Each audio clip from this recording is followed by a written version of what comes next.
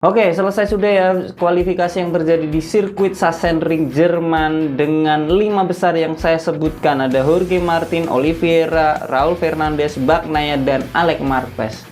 Dan sayang sekali Marc Marquez harus memulai start di posisi 13 akibat cedera telunjuk tangan kirinya yang dialami selama sesi di Sachsenring Jerman kemarin. Nah, halo, selamat datang di Garis Finish. Kali ini kita akan ngebahas berita jelang balapan di sirkuit Sachsenring Jerman yang akan terjadi di akhir pekan ini. Tapi sebelum itu jangan lupa untuk subscribe dan kita akan mulai dengan intro dulu.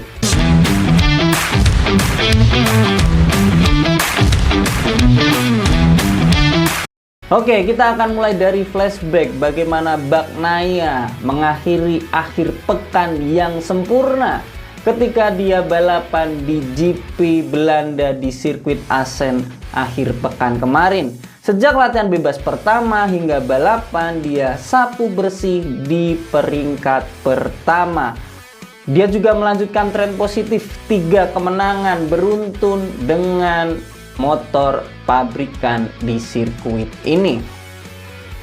Dia berhasil memangkas jarak klasemen dengan hanya selisih 10 poin aja. Saat video ini dibuat, Martin berada di peringkat pertama dengan 200 poin dan Bagnaia 190 poin.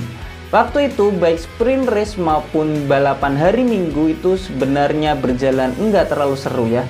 Baik posisi pertama dan kedua itu sebenarnya tidak banyak berubah, atau waktu hari Minggu pun enggak berubah sama sekali.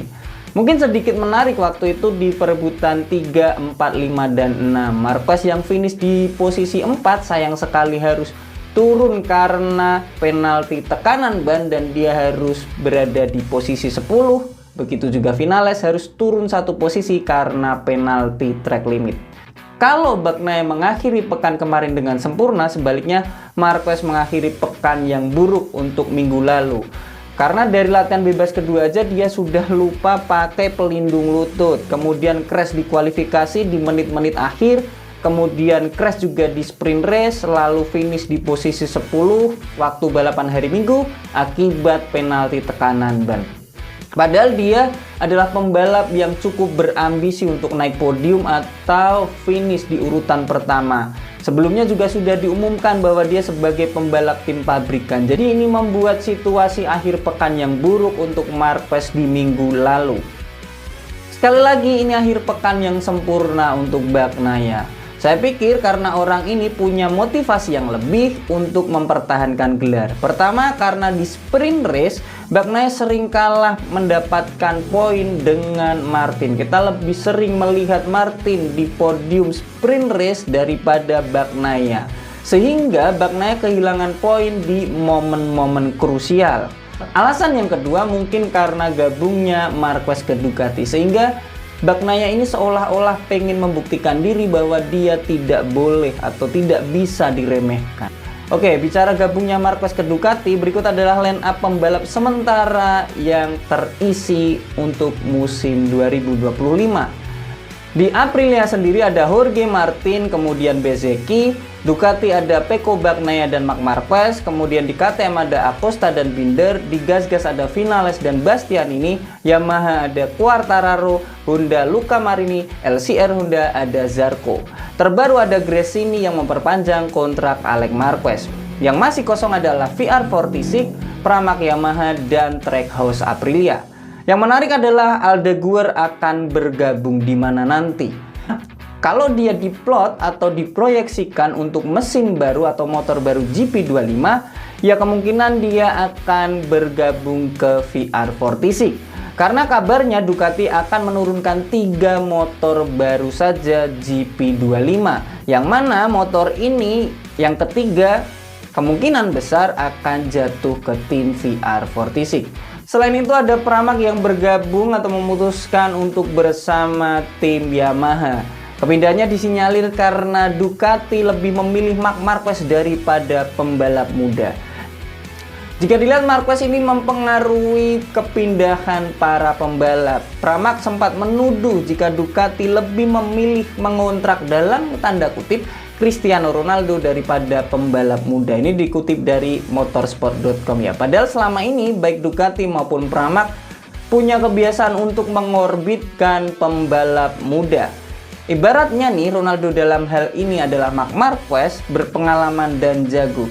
Tapi masih ada pembalap muda yang mempunyai potensi dan umur yang lebih muda untuk lebih bisa berkembang.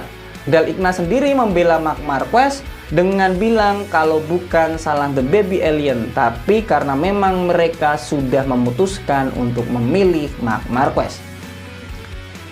Menarik jika dilihat nanti di musim 2025, Aprilia punya kekuatan baru dengan dua pembalapnya. Ducati punya dua pembalap dengan ego yang besar. Ini nanti akan menarik juga jika ada terjadi seperti Rossi Lorenzo di Yamaha. KTM dengan pembalap Acosta yang potensial ditambah dengan kedatangan Aldeguer, ini akan menambah persaingan di MotoGP musim 2025 nanti. Semoga ini menjadi tontonan yang semakin menarik. Belum lagi kepindahan Pramac ke Yamaha. Mungkin nanti akan mengurangi pemandangan di mana Yamaha sering San Morin.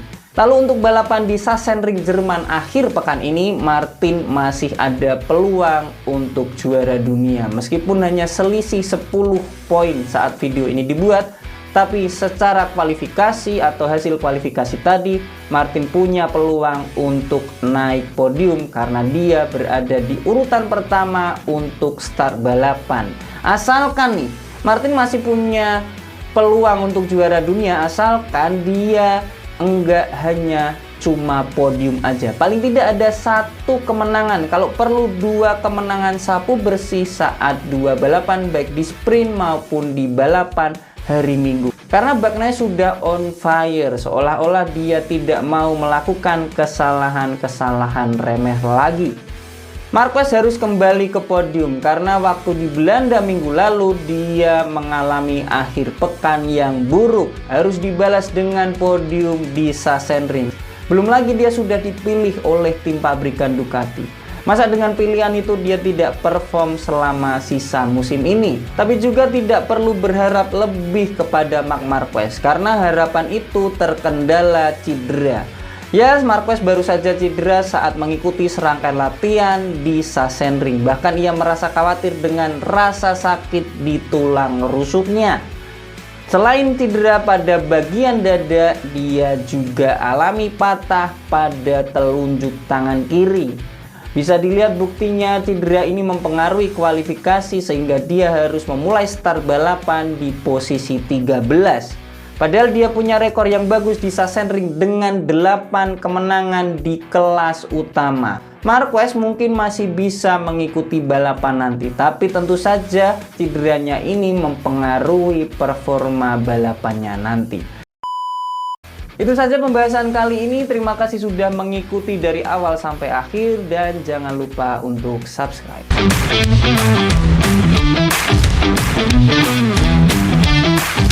Thank you.